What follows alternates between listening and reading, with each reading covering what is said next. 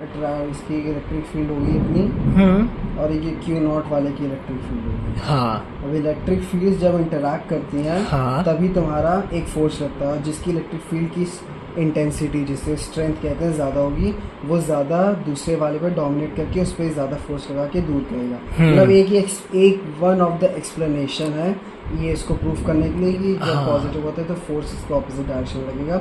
इसका one of the proof ही है। मतलब दैट मीन्स कि अगर अट्रैक्शन या फिर रिपल्शन हो रहा है, इसका मतलब कि जो दोनों चार्जेस है उनकी एक्चुअल में इलेक्ट्रिक फील्ड जो है इंटरैक्ट कर रही है, इसकी वजह से जो है वो रिपल्शन या अट्रैक्शन हो रहा है। अब ये तो वही एक्सप्लेनेशन तुम इसी चीज़ को लिखे हो। इसको पढ़ें जरा। क्या है, every electric charge creates an electric field around it, ये हमें पता है। When another charge enters this field, यानी कि हमारा जो टेस्ट चार्ज है उस फील्ड में आता है, it feels the effect of that field which appears as force, ये है। This force can be attractive or repulsive depending on whenever the charges are appear, whether the charges are opposite or like। हाँ, मतलब अगर opposite होगा तो क्या कहते हैं वो रिपल कर जाएगा, सॉरी क्या कहते हैं ऑपोजिट होगा तो अट्रैक्ट कर जाएगा, लाइक होगा तो रिपल कर जाएगा। लाइक होगा तो रिपेल होगा, अनलाइक होगा तो अटैक कर जाएगा। फिर क्या लिखा है, so a force is experienced only when the second charge is within the electric field of the first. अब ऐसा भी नहीं कि यहाँ पे जैसे तुम्हारा क्यू की इलेक्ट्रिक फील्ड मैक्सिमम यहाँ तक है और वो चार्ज यहाँ रखा है। हाँ। तो इस पे तो कोई फोर्स ही नहीं लगे, जहाँ वहीं पड़ा रहेगा। तो इसकी रेंज सिर्फ यहीं तक है, तो ये इस पे कोई चार्ज नहीं है, फोर्स नहीं है। तो फिर क्या है, we can say that charge Q changes the space around it in such a way that if any other charges like Q comes into the space it feels a force. इसका better explanation नीचे के points हमने दिया था कि charge Q modifies the surrounding space and this modification causes any other charges in that space to experience a force.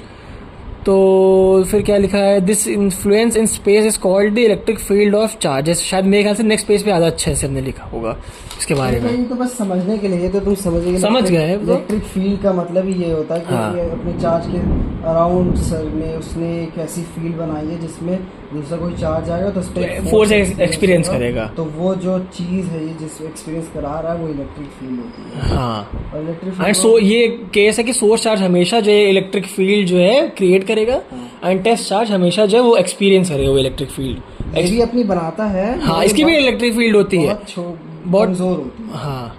फिर क्या है कि an electric field is the reason around a charge object, हाँ, in which it can apply a force attractive और repulsive on another charge, यानी कि जो test charge है, और without any physical contact.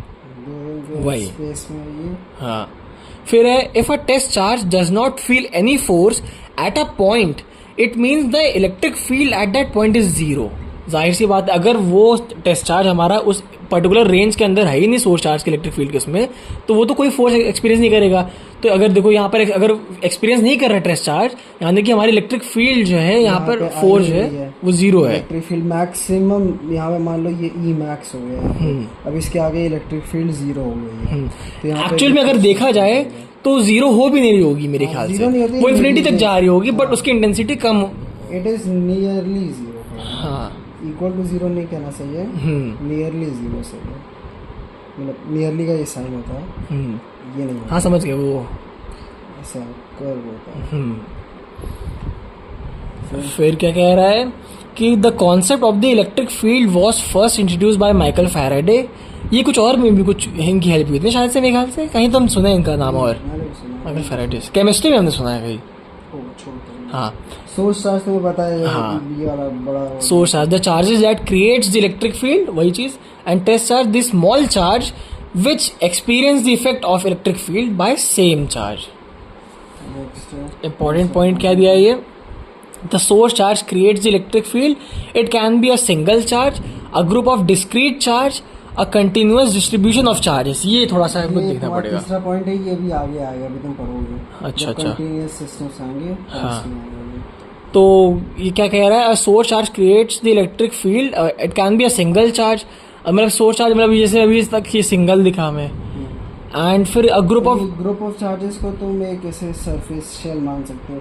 Shell के ऊपर जो चार्ज है, तो तुम जब इसे क्वेश्चन अप्लाई करोगे तुम इसे एक पॉइंट चार्ज भी मान के इसको एक प्लस कैपिटल क्यू मान लो, इसे प्लस क्यू होगा, इसे कैपिटल क्यू मान के इससे सॉल्व कर सकते हो। ये सिर्फ शेल के लिए, अभी जब पढ़ोगे आगे हाँ ये सब अभी सर पढ़ाएंगे तो उसमें आ जाएगा। अच्छा, और सिंगल चार्ज का तो बताएंगे मेरे फिर क्या है, ये तो अभी आगे देखेंगे कंटिन्यूस वाला। फिर क्या है, the test charge is use to detect electric field at a point. हाँ ये भी अगर देखा जाए कि अगर देखो जो हमारा टेस्ट चार्ज है वो इलेक्ट्रिक फील्ड अगर एक्सपीरियंस कर रहा है, दैट यानी कि वो इलेक्ट्रिक फील्ड यानी जो उस पर फोर्स अगर अप्लाई हो रहा है, यानी कि वो इलेक्ट्रिक फील्ड एक्सपीरियंस कर रहा है, दैट मीन्स कि वो उस रेंज में है।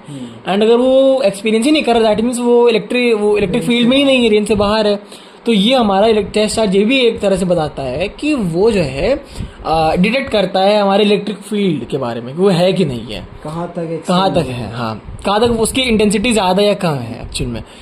फिर है कि वेरी स्मॉल इन मैग्नीट्यूड होता है, हमें पता है test charge, that is why it doesn't disturb और change the electric field created by the source charge. मतलब ये जो अपनी इलेक्ट्रिक फील्ड से ये बड़े वाले की इलेक्ट्रिक फील्ड को कोई इन्फ्लुएंस नहीं करता है, ये अपनी बस बनाता है, अपने तक रह जाती है, ये कुछ नहीं करता क्योंकि इसका साइज छोटा है। फिर क्या है, चार्जेस